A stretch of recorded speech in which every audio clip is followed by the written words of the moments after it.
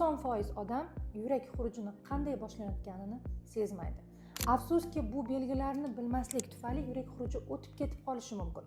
Qanday qilib belgilarni payqashimiz mumkin? Birinchisi, to'satdan ko'ktosh ortida kuchli achishuvchi, kuyuvchi va xanjarsimon og'riqni paydo bo'lishi.